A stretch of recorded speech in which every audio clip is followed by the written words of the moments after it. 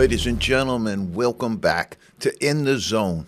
Today we have another special guest for you, Mr. Dick Lenfest, Director of Athletics at Westfield State University. Before we jump into anything with Dick, I just wanted to say thank you very much to Tom McElroy, our guest last week. Really good turnout from the Zoner fans, so let's turn it up this week for Dick Lenfest, who's going to be our guest and going to provide some great insight here from the Division III's perspective, but also Coach Lenfest carries with him a really good bag, and I think this is going to be a really good discussion. Okay, Dick, welcome to In the Zone, buddy. How you doing? I'm doing great, Rich. Thank you for the invitation. It's a pleasure to be here, and you and Pistol Pete Cowles do a heck of a job within the zone. It's really a super show. I love that. Pistol Pete. We call him MVP here because he does everything, but I like that. Pistol Pete. All right, we're going to start off right away. Boom, bang. We're going to talk about your dad. Okay, I want to talk about the influence of your dad early on. He's a legend out in Lee High School, and I want to start there. Go ahead. Yeah, well, I've been very fortunate to, I was telling some people the other day, my dad's 85 years old, and he's my hero. He's had a super career in athletics and in teaching, and I'd like to think that if I can be half as good as him, I'm going to be in pretty good shape.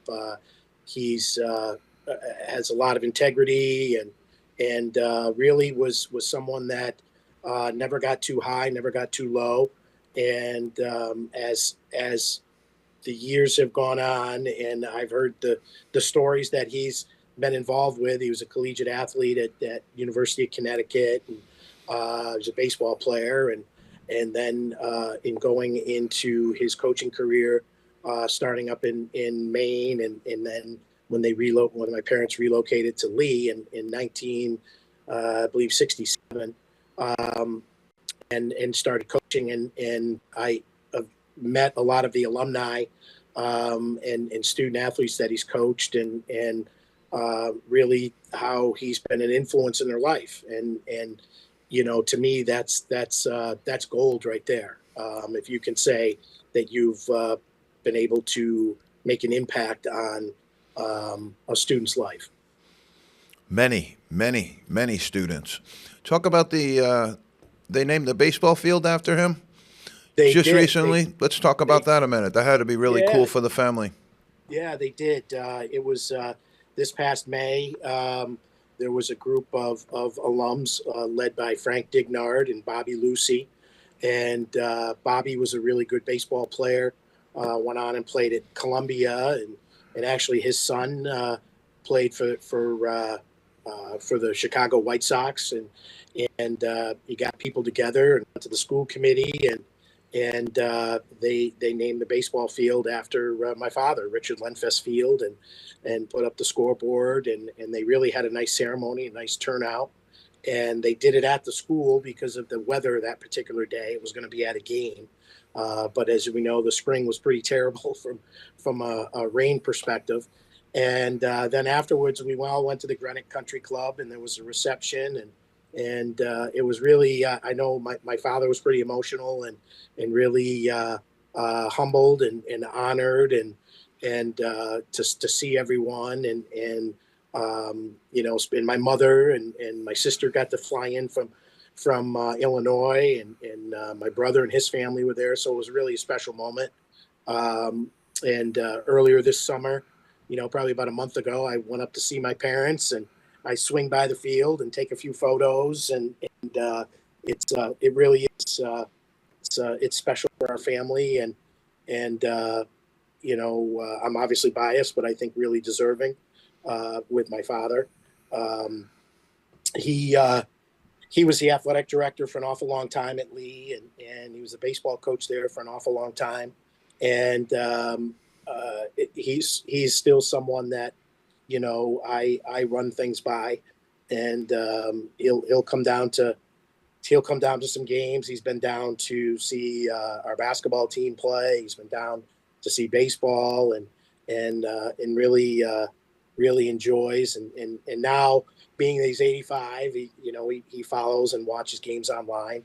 But it's good that I can still bounce things off him and get some advice. That's just such a special relationship. I want to talk about, because me and Pete talk about this a little bit on the show, but you're a graduate of Eisenberg School at UMass. And Pete and I talk a little bit about there was a paradigm shift a while back where the athletic directors basically came out of movement science programs, came out of gym, with gym degrees and stuff like that. But then with all of the nuances and everything that goes into the job of director of athletics now, I think having a business degree, having that mindset is helpful. And I think that's kind of a transition that's been made in our business. I wanted to talk to you a little bit about how you thought that impacted your approach. Rich, it impacted me very much, and I had some really quality faculty and professors that I was fortunate enough at UMass to be in their classes, and I got a chance to work in the department. I worked for a gentleman named Glenn Wong, who he was an attorney and was a major league arbitrator, and most all of the professors. There was a mix that at the time, I was, 1988 is when I went from political science into sports management, and having the business classes, really, it just started then to be a transition that athletic administrators, because sports is a business. It's in the, sports and recreation is in the top 10 of our country in a gross national product. And you really saw the transition from the Division I football coach being the AD and the coach, now slowly transitioning to someone who is has maybe a little bit more business acumen.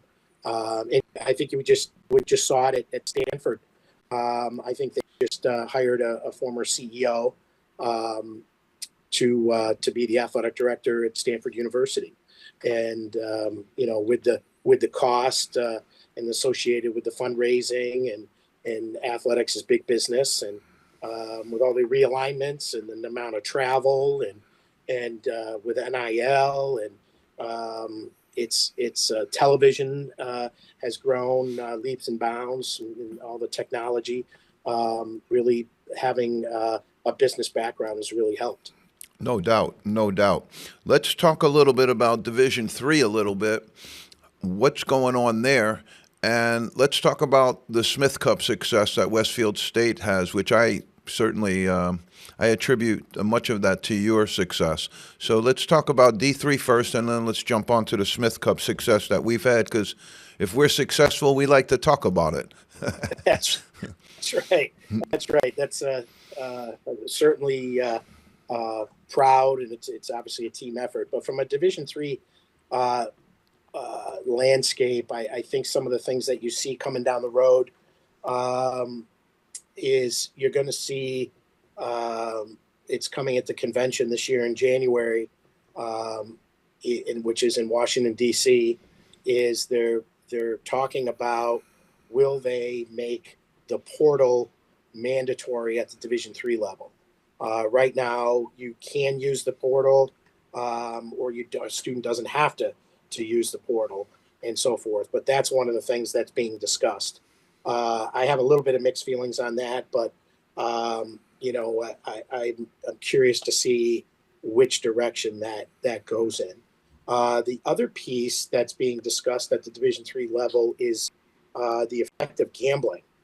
And, obviously you turn on ESPN or, any game that you see obviously the DraftKings and the lines and so forth. And currently student athletes in intercollegiate athletics at Division I, II, or III cannot gamble on any sport. And what looks like it's coming down the road is that they're going to make a change, and the change will be an intercollegiate student athlete cannot bet on an intercollegiate sporting event. And, the professional realm is kind of something that would be permitted. I think part of the reason is, it's how it's legislated through most states in our country. I think that the enforcement piece is very difficult, being that everything is so online. And the last piece is, the rules that the NCAA have always had under gambling have been extremely harsh. And with those harsh rules, you're going to have people who maybe someone develops an issue or a problem with gambling or so forth, and they're going to be they're not going to want to come forward because of that, and they're hoping that it'll be the argument that the NCAA is putting forth is that more students will feel more comfortable to reach out to get help. I think another thing that I have a lot of interest in, and I know you and I have talked about over the last 8 to 12 months, is with the current landscape at Division One, and how does that affect Division Three, and how does the roster numbers at Division One affect? Is there going to be a trickle down effect at some particular time?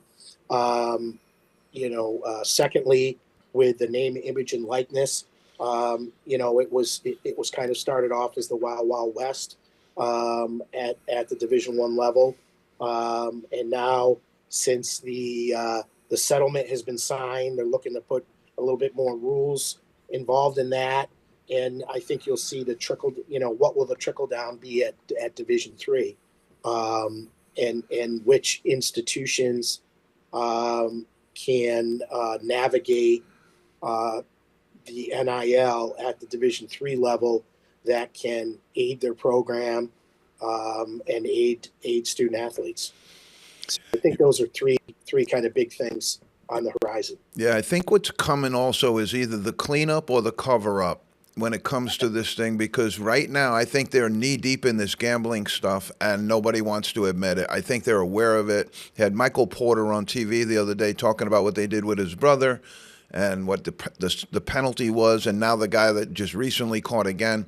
I think they have a big problem there, and because this thing is inextricably tied to gambling right now. You can't run college basketball on television and have all those television contracts pay off that NIL money if it's not tied to DraftKings.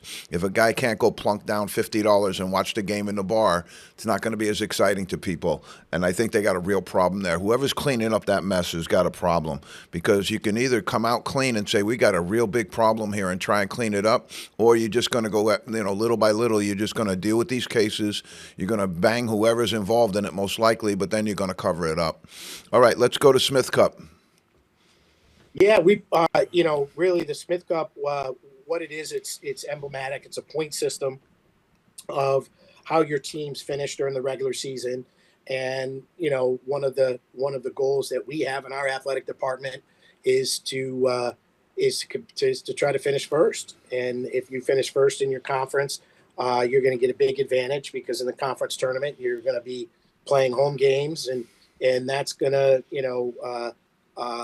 analytically lead you to a better opportunity to win the conference tournament and make the NCAA tournament, which is our ultimate goal. And our coaching staff, our student athletes, our entire department has kind of taken a whole and understand that in order to finish in the top of your conference, whether you're finishing first, second, or third, that advantages that it gives your team, but also it's about consistency. It's inherently we're competitive. Every one of our teams, we feel that at the beginning of the year we can say that we have an opportunity to compete for a championship, and not every school in our conference is in that place, and that's really a credit to our coaches, how hard they're recruiting. From my standpoint as an athletic director, I want to try to be as smart as I can with our resources that can aid our, our student athletes as far as having a good student athlete experience, aiding coaches to see how can we help them do their job better, and you know,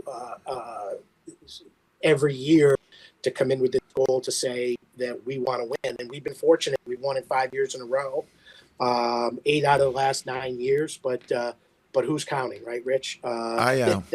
Exactly. I am. And so we're proud of it. We're Yeah, proud of it. I think, and one of the things also I'd like to add is that we have great success in athletics, and one of the reasons for that, you'll never see a successful athletics program that doesn't have good support system around it.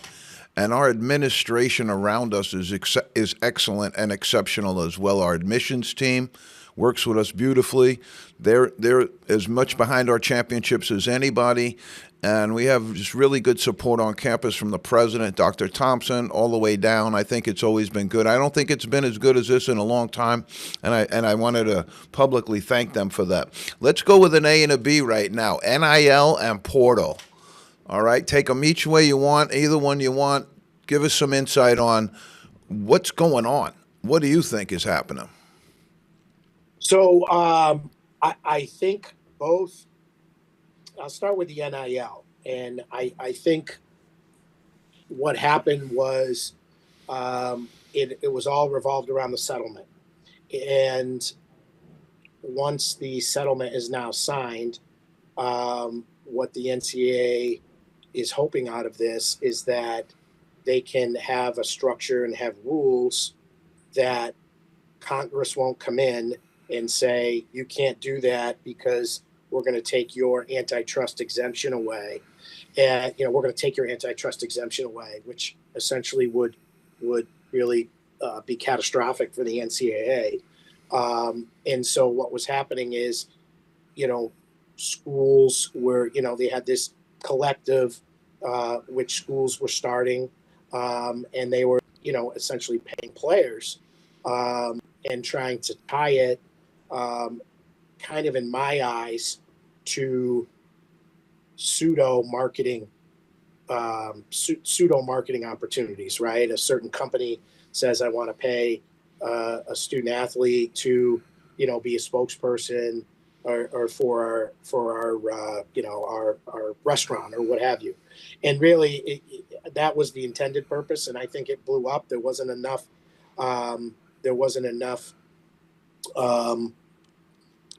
rules in place, and I think it really kind of became legalizing boosters.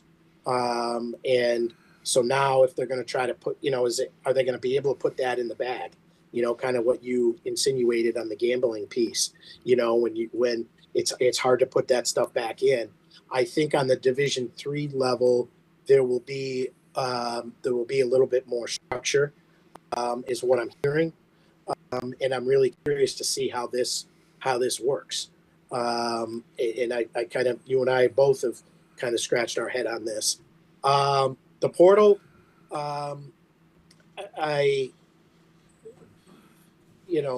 think you and I have both seen where, in major college football, major college basketball, we've seen some legendary coaches step down and say that they're against that because, where is the grit, if you would, for a student athlete to stay with a program and fight through some adversity and so forth. And now it seems it's making students be able to jump around, and I think it's going to hurt.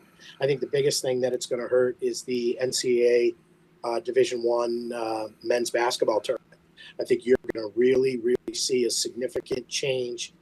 You're already seeing it, but I think it's going to be more prevalent in the next 3 years, where you're not going to see the mid-major be able to come in and make a run and get to the Final Four because their teams aren't going to be sticking together.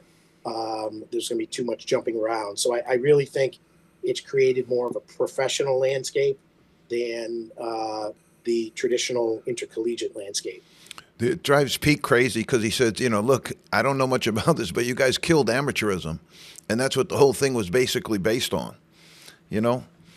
So I wanted to Exactly. also brush on this a little bit also because I think that this has certainly helps you in your position now, but you did some coaching before you got to be an AD. And I think that that shaped your position as an AD because you kind of always understood what coaches are under and what they go through. And I think it's shaped you as an AD and turned you into a really good AD. So give a little bit of thought to that. Yeah, I appreciate that, Rich. I first got into coaching. I was coaching basketball at the high school level when I was working in the Mets organization, and I had that. It was kind of more of a downtime, and I had an opportunity to get involved and really enjoyed the competitiveness of this, and I think I'm a little bit of a teacher at heart, and as I progressed in learning more about coaching and being able to say that I towed the white line. It's given me an understanding of what coaches go through, and I see it based on recruiting, for example, and you put your heart and soul in. A coach puts their heart and soul into recruiting. It's really the lifeblood. It's air, essentially. It's our air. We need to recruit to breathe because if we want our programs to do well, and a smart man told me that once, and I really feel that when you go all in, and it could be a process of over a year to recruit a student, and you get the student right to the altar, and something happens, and sometimes it's not it's not the an issue that the kid made the decision because of an issue with that was out of your control, and it's really hard. It's really hard to understand that if you haven't been in that situation before. So kind of that's an example, and I think the other piece about coaching is you take yourself out of being a fan, because you got to be able to turn the page a little quicker as a coach, and move on to the next one. And you got to be there to lift and teach your student athletes to do that as well. So I think those are a couple things that I've been able to understand or what have you, and been able to talk with coaches or vet with coaches or understand the process. Yeah, that's great insight. I want to ask you a couple of questions here and put you on the spot. So they're going to be quick and Sure. they're going to be. So I'll give you a minute to think about them either. But who's your favorite NBA basketball team and why? Always grew up a Celtics fan. I think they were on TV the most when I was a kid, so I was able to watch them. I do, the Larry Bird era obviously is something that I grew up with, and enjoyed seeing, how hard he played and how smart he was. But I also, remember watching, when the CBS, it used to be always on CBS on Sundays. They'd have the games, and Pat O'Brien and Brett Musburger, and they'd have seeing Dave Cowens and JoJo White.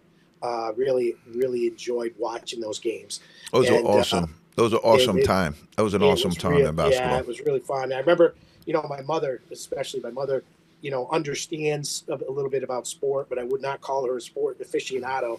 And it'd be on the weekends, be on a Sunday afternoon, and in the spring, and the games are on, and she'd say, I get outside and play, go out. And I say, I can't, the game's on, and you never understood that, but It was always always grew up a Celtics fan. It was always rough for me because I grew up in New York and I love the Knicks, but I always had a thing for the Celtics too because they Yeah. just at my time in my life they were the thing. Who's the greatest basketball player in the NBA history? The greatest basketball player in the history of the NBA. Oh boy, very difficult to compete with, with errors. But I'm going to say one of my errors, and I'm going to go with Michael Jordan. Tough to argue that. I like Big, Bird. I like Bird yeah, as a player. The greatest player with quotations. yeah. But a guy who was a great player also and could put the athleticism that other people just didn't have in that bag was just something special. So hard to argue that one. NCAA greatest player of all time. The greatest player of all time in the NCAA. Boy. Kareem Abdul-Jabbar. That's a good one. That's a good one. I don't know if you can go with a guy better than that, who had a better career than that. It's amazing. He was funny. Or maybe I should say Lou Alcindor. Yeah, well, back in the Howard day. Memorial. So I'll tell you a funny story about that. My grandmother went to church every single day, never ever missed. She was the one who brought out the stuff for the priest, put out the wine, put out the host, put out everything for the priest. She was there every single day. And she would go to Mass on Sunday, and she would, have to be there 15 minutes early because Lou Alcindor, as you mentioned, was in the parish as well. And it was before his conversion to Muslim. His mother and father were parishioners at St. Jude. And my grandmother said, if I get behind him, I can't see the priest. I'll never be able to see the priest. I said, Grandma, that's Lou Alcindor. He's the greatest basketball player in New York City. Can you get his phone number for me and see if he wants to come up? But there were stories back when I was a kid, because my schoolyard at St. Gabriel's was the best schoolyard around. We had 3 full basketball courts, and Kareem, back then, Lou Alcindor, would come up and play in our schoolyard because it was one of the best schoolyards around. That's unbelievable. Hey, we're going to let you roll now. Finish up the show. We want to thank you for being with us. And you want to give a shout out to Joanna and Nick right now, because we want to get you off on the right start when you get home today. That's right. Joanna's works at Westfield State. My wife just had our 21st wedding anniversary. Congratulations. Yeah, thank you very much. And Nicholas finishing up work as a student athlete here at Westfield State on the baseball team, and will be starting his sophomore year. And he's ready to get out of the house, and I'm ready for him to go, because he's eating us out of house and home. I'll tell you that. But do you think both of our wives will get into heaven on the first bounce? Oh, most definitely. I think they got an easy. I think they got an easy pass up there. I do. They got an easy pass up there. Both of us. I think they have the TSA fast lane thing or whatever that is. Just wave them through. Just wave them through. No doubt. Dick, thanks for joining us in the zone, and we'll see you soon. Rich and Pete, thank you very much. Again, enjoy your show. Awesome. Keep up the good work. Take care, guys. Yes, sir. Thank you. Pete. Yeah. Another good one. Another good one. Just keep cranking them out, man. Yeah. That's what we got to do, man. People love it. We get better looks when we're getting good guests on, and that's something we got to pump up. We got to promise the people we're going to keep working at, and we certainly will. We certainly will. There was some good insight there, because he does have an Eisenberg degree, and so he sees this, on a return of investment. He sees this as a business model. And when you get into the college frame, and I'm not going to mention names or certain segments of your population of campus, but there are some people on campus that don't like it to be referred to as a business because they don't see it as a business. And there is part of what we do that is not a business. And there is a part of what we do that certainly is a business. And so both sides of that house need to get fed on a college campus, and in order to have good understanding, plus also to provide for the student experience, to make sure that it's balanced and a good experience. I'll say one thing about Coach Lenfest is he's the best athletic director that I've worked with in my time. I've been in this business. I counted the other day. It's over 40 years now, and I want to stop counting because it's been that long. But I want to also, say that he's been very good to work with as an athletic director, and that's not easy to say, and a lot of people can't say that as well. Hey, listen, also locally, as his kids were coming up through the ranks, I watched him coaching in baseball in both Little League and in Babe Ruth. And, he continues, as his kids were aging up through, he took an active interest and was an assistant coach and head coach on some of these teams and did a lot of great work in the area. Worked with the Mets organization for a while as well. Now, he loves basketball. Really, really good basketball guy, good basketball mind, coach basketball. Yep. But if you put two fields in front of him and said, okay, you can pick one, you get to go baseball or you get to go basketball, pretty sure he's going to pick baseball as his first love because he played baseball at a pretty high level at high school and was a good player and played basketball as well too. But I would say if push came to shove, you'd see him out on the diamond before you'd see him out on the hardwood. But very, very good representation of what we do in Division III, I thought, and also some good insight on the NIL and the portal. Yeah. You know, he's up on that stuff because he's attending those meetings.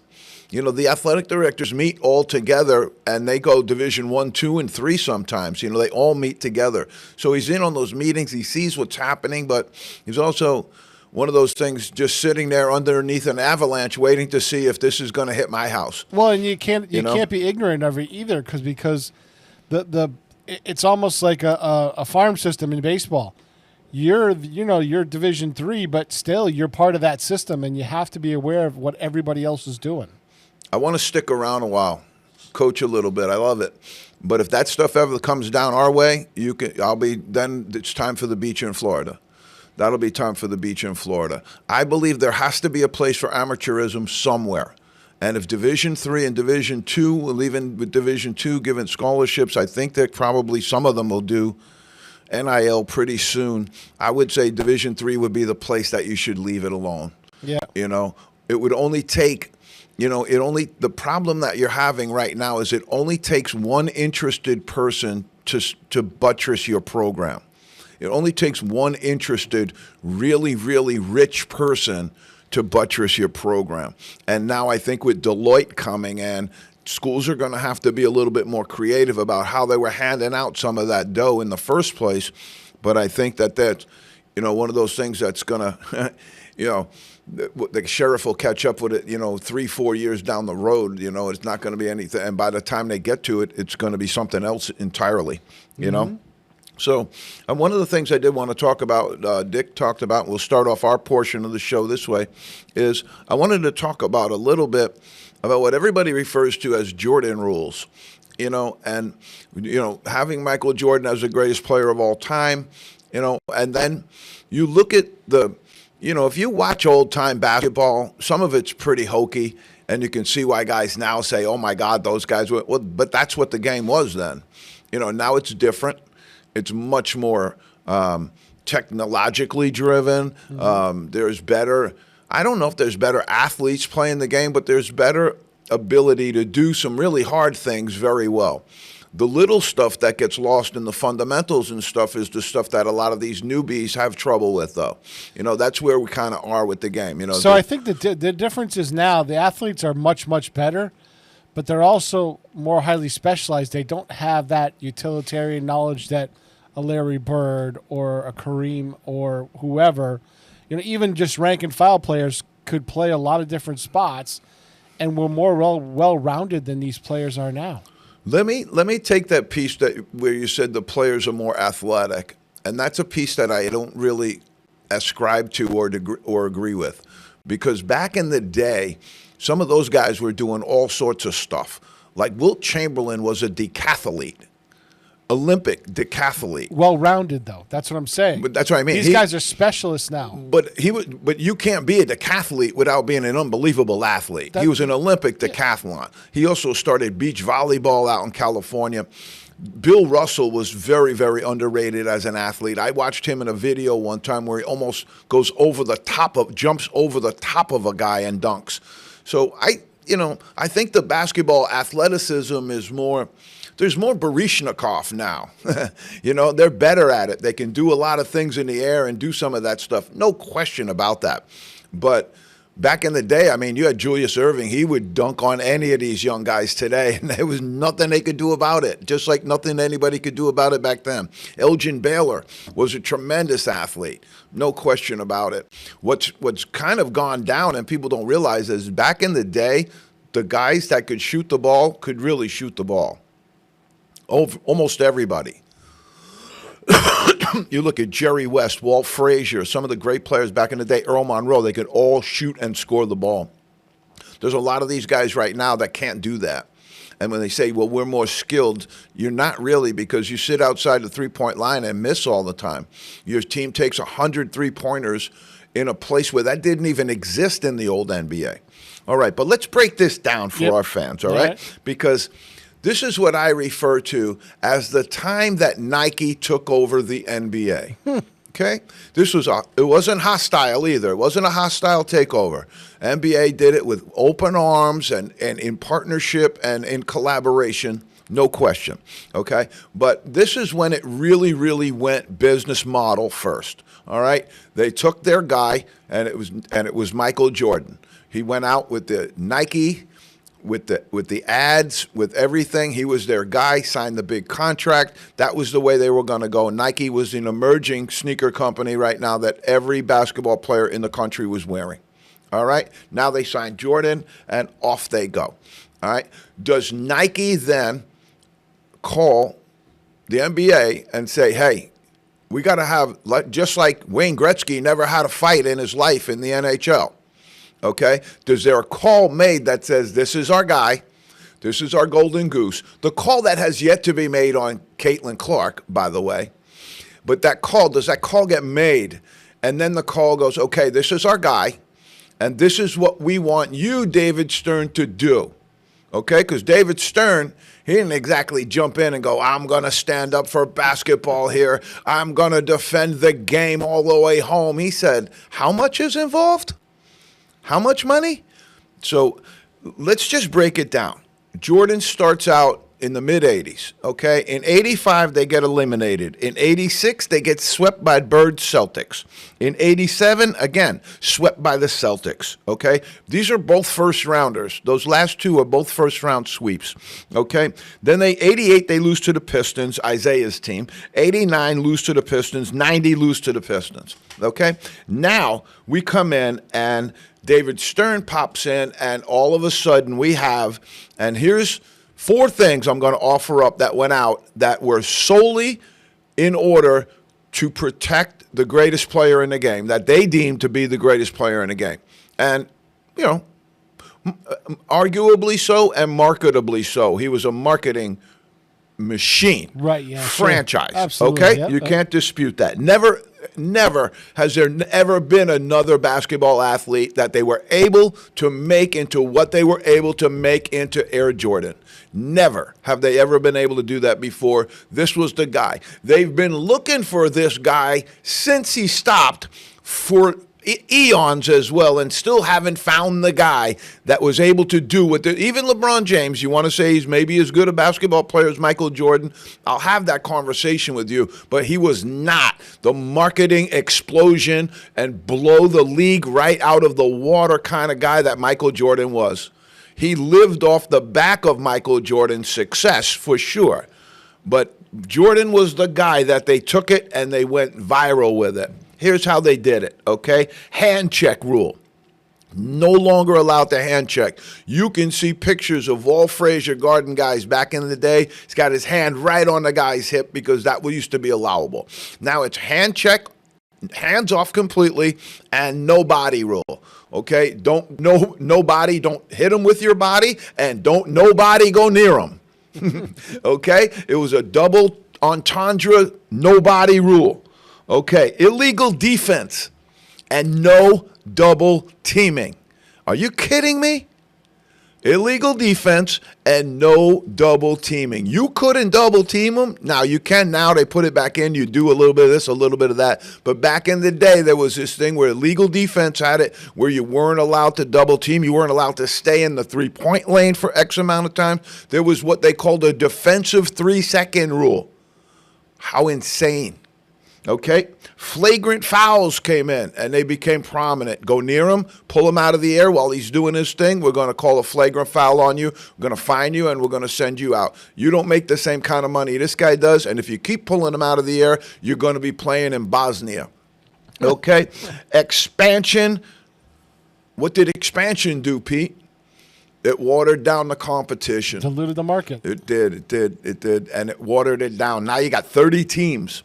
You got 30 teams out there, 15 guys on each team. The draft, this guy's on the team, that guy's on the team. There's a lot of dead weight on some of the back of those NBA teams, man, and they just, boom, keep on pumping teams. They want to add more teams. They want to go back into Canada and have some more teams. I have no idea why, but I think it's, this thing is kind of, in a really, really tough spot right now, I think. I want to go back to something that Dick and I were talking about as well, is what happens also when you become an NBA guy, okay? Now you become an NIL guy, which means that there are going to be people around you that attach themselves to you because they want to get paid for it. Yep. One of the Kardashians said to Lamar Odom, do you have to pay for 17 people's cell phones? He said, those are my guys. I got to take care of them. So imagine you're paying for 17 people, only their cell phones and God knows what else. Okay? So when you're an NBA guy or now an NIL guy, that's almost automatic unless you're really, really smart and frugal and you know what to do with your money. Automatic entourage. So you're automatic, okay? And it grows and it gets bigger and it party here, party there, party everywhere. We got to have bottles. We got to do this. You get stuck with a check every single time you go out, okay? And so what happens is, this is my opinion, all right? If you have all of that dependency around you, the best way to rid yourself of that dependency is to tell your crew what to gamble on. To tell your crew, I'm going to be, 0 for 3 from three-point range. You bet the ranch on the fact that I won't hit a three tonight. Tell everybody in your crew. That way you offset that expense. They're no longer on your crew. You just sent them out to gamble, and you're going to tell them what to gamble on, and they're going to make their own money that way. Beautiful thing, isn't it? So that was the invention of the prop bet? Oh, God, that thing is so unbelievably pliable. I can't believe the gamblers do it. I can't believe the guys in the casinos do it, actually, because it's so touchable, easily touchable by a guy, and then he tells 100 of his people, hey, man, this is how we're going tonight. It's way too easy. That's insane. But I did want to bring that up tonight because a lot of people get into that, the Jordan rules, he's the greatest player and this and that and the other thing. Well, there was a lot of stuff that went on there too. And if you go back and look at some of the officiating, it was awful. It was awful. The way that there was a set of rules around him. What was a foul on Michael Jordan was you hit him with a feather. What was a foul on everybody else, you could get stitches, go to the hospital, they'd look at you and go, yeah, I didn't see it. So it became a whole different paradigm there. I think he was a great player, no question about it, but did that paradigm tilt and all of that other stuff make him, that much better? Pete, here's a little thing we're going to call home court cooking, okay? Here's the teams since the 2020 era. This is why they play at home. This is why they buy cannolis. This is why they have cupcakes all over the beginning part of their schedule. Now, you got to count in their league stuff too, but this is what happens on the home court. Again, you throw in some people that have got whistles in their hands that might be easily, easily influenced when the crowd starts cheering crazy. And they, want to get in there. They want to feel good about it, so they make that call and they jump in there that the home crowd gonna love. Then you have the home crowd itself, which is cheering on the players and booing everybody else in the building. That's a big help. Believe me, players are human. They go out and hear somebody cheering for them, they're going to play with more effort. They're going to play with more intensity. They're going to play with more focus. Get out on the road, 19-5, and they're all hostile. They're all coming at you. You better have a really, really tight group. You better have a really, really good and tight group. Even really, really good teams struggle to win on the road. All right? But here they are. That's why we've seen teams fold so quickly in the first round. They can't handle it. It does. And you're going to see now more of that as your locker rooms become more disparate, where I used to play with this guy for 3 years, and now his locker's empty, and they just brought in a new guy. And the more new guys you bring in, the more the more you have for internal strife and conflict in your locker room. Okay, the more variables, the more, it's just simple algebra, which I failed 4 times, but I can tell you the more variables you put in, the more difficult it's going to be for people to handle all of those variables. All right, Houston is 80-4 at home. 80-4. Wow. That's the standard. Purdue, 71-6. Now, both of these places got really, really hot arenas. You walk in there, you're going on a hostile territory. A, Sampson's a great coach. B, Painter's a great coach.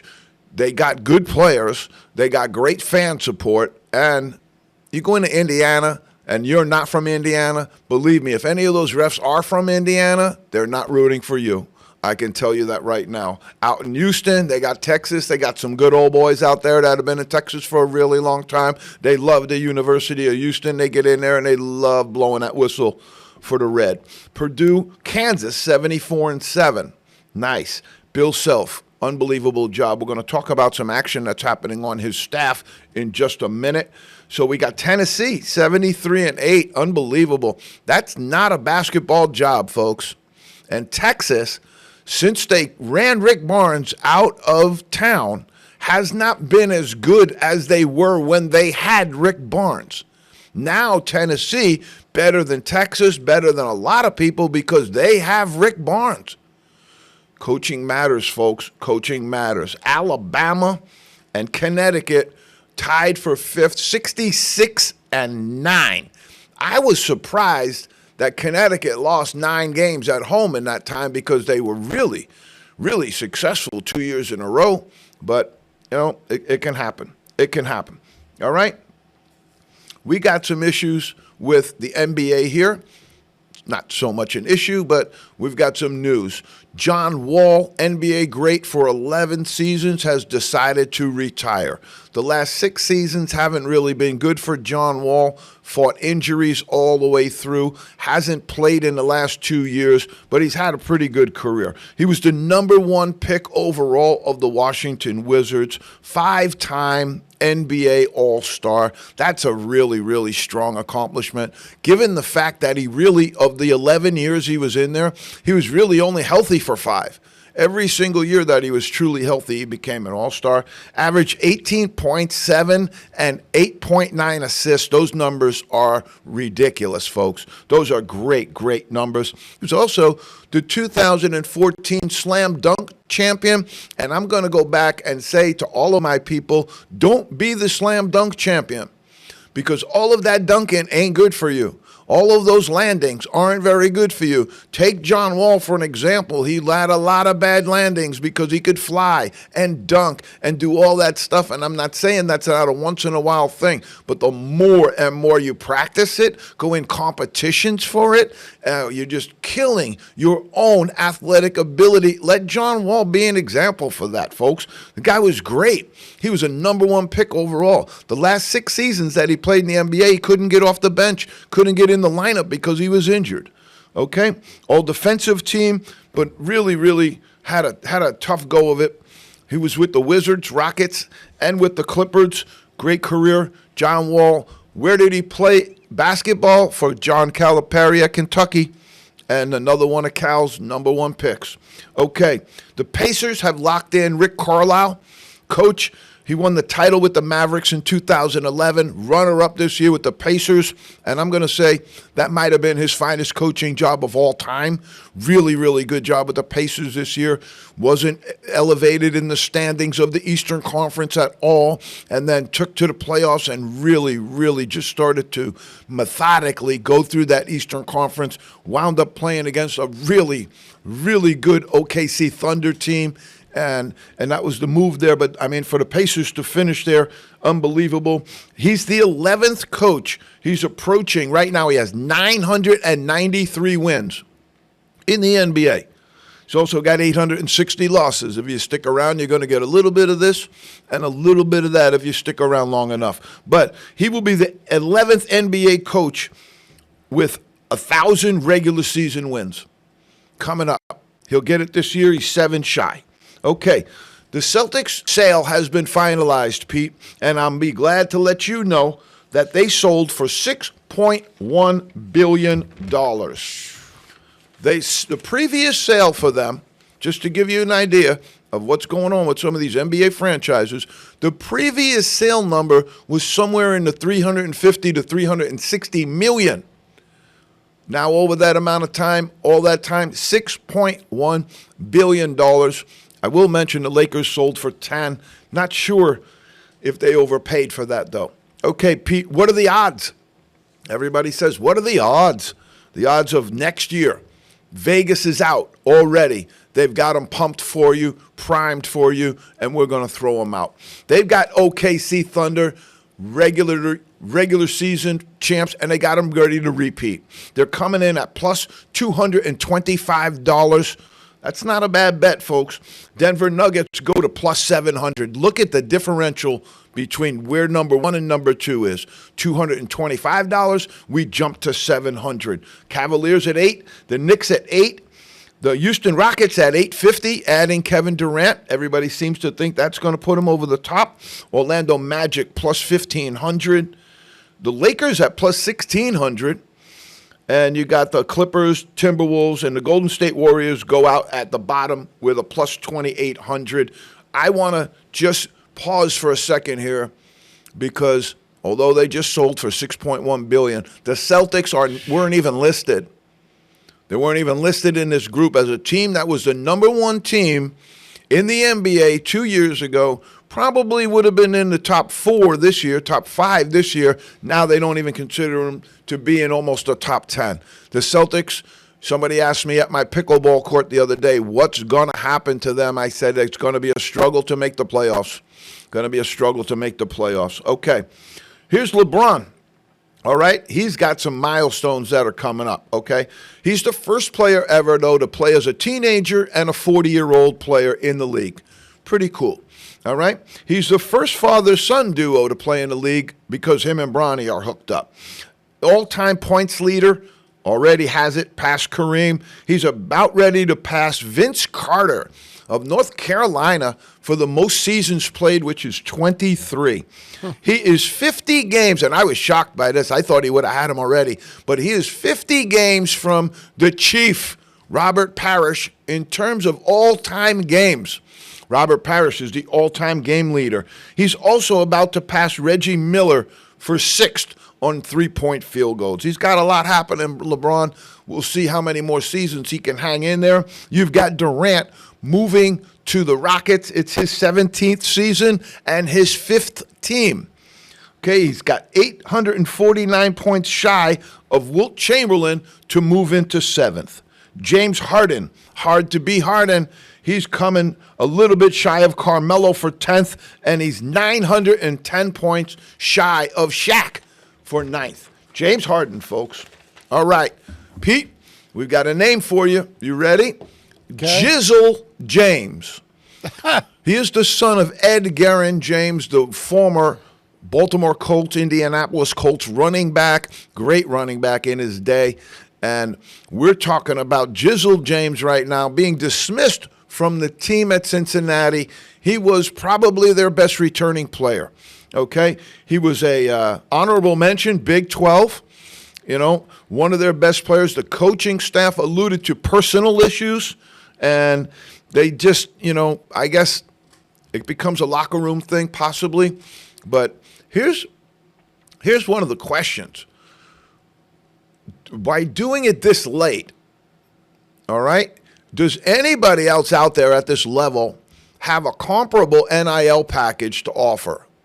The draft is gone. NBA draft is gone. Could go into Europe for a little bit, but does anybody right now in the NCAA have a comparable package to offer? And B, does this now open up a lane for Cincinnati, because they must have had a good amount of money committed to Jizzle? So what happens then? Do they recoup that money, and are they now able to go get somebody else? This is what I wonder about these contracts. How binding are they? Does it have a guarantee at all? Are you, as long as you're in a Cincinnati uniform, you're compensated? The minute you step outside, they can get rid of you at any moment if they want. What happens to the money that was promised this year? all of that stuff. It's a thing that makes me go, I really, really wonder about some of this stuff, Pete. But again, is there somebody out there with money willing to take a shot? And does Jizzle have to take a pay cut now because of this? You know, is there not going to be that big money contract out there because everybody else spent their money? Or That's usually what happens when your sugar daddy gets rid of you. No doubt. Or do you go to second route, Pete, where they just got all this money with a guy from who knows what company, you know, Microsoft or Vita Water or Purdue Chickens or whoever the guys that are pumping the actual money in there? All you got to do is just pump in more money, right? You spent all the money you have. Wait a second. Let's make a phone call. Jizzle James just became available. He can help us. We need help in that position. We need $1.5 million for Jizzle. Okay, we'll send it over. I don't think it's going to be that tough to find money for him, but I think it's interesting. You know, it's interesting that right now, with all of this stuff, you know, you can just say bye-bye right now. And I don't know that they have any kind of onus or any kind of responsibility, you know, to have that money on hand, you know, what if you're just over budget, you know, and you sit there and go, man, we just don't have enough. Let's get rid of him. He makes the most. Let's get rid of him. Some guys are expendable now. It's interesting. Pro teams do it. Why not? Yeah, I don't know, Pete. You know, we just keep hitting that button. I think that's the most used button that we have on your side over there is the dollars that rain down. That's why they're doing it. It's really not about virtue. It's really, you know, it's one of these things I love when people just jump up and start virtue signaling about how wonderful they are. Not about that. You're getting rich in the process too. Okay, so it's unbelievable. All right, I wanted to go back to this. Let's cover it now. Kansas hires Tony Bland. And Tony Bland was an assistant at Washington. Why is this significant?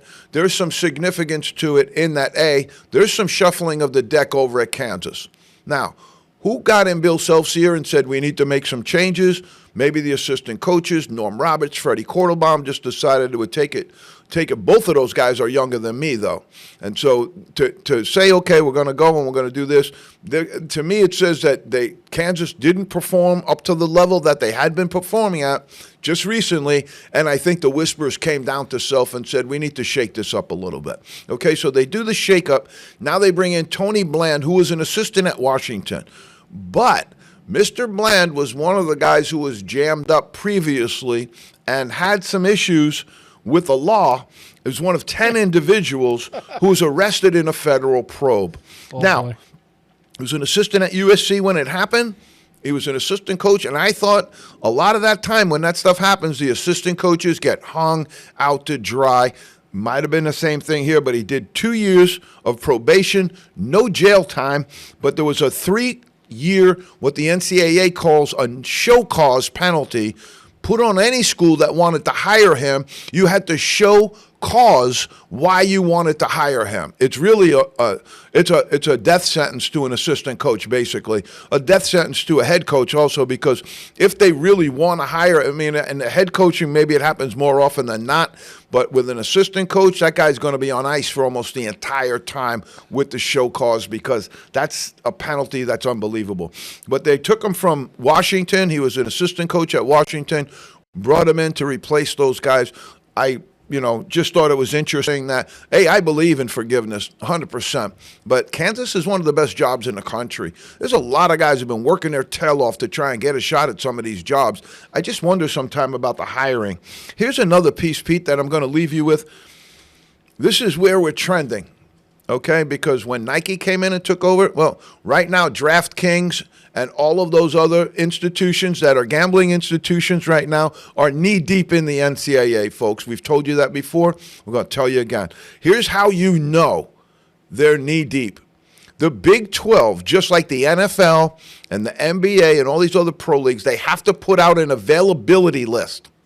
Okay? The availability list is based upon injury, based upon suspension, based upon anything that might happen where the coach says, I'm going to sit this guy for 2 games because he just doesn't get it. Or he rolls his ankle and maybe he's tentative, they're going to wait till game time. Nope. You got to declare him in or out right now. And if you don't declare him in or out, there can be penalties attached to that. That's how you know gambling is getting really deep roots, because they want to provide all that information to their gamblers that'll be able to make a decision about, hey, Larry Bird's not going to play tonight. That also means fantasy sports is going college. Oh, it's going to be all over it. Going to be all over it. Pete, we're 102. We're out of time. Thanks to Dick Lenfest for joining us today. Thank you for all our listeners and viewers. We're now on 107.5 on the radio as well. Pete said I could listen to myself on the way in today, but I missed it. But I'm looking forward to doing that at a future time. Again, folks, we'll see you next week in the zone.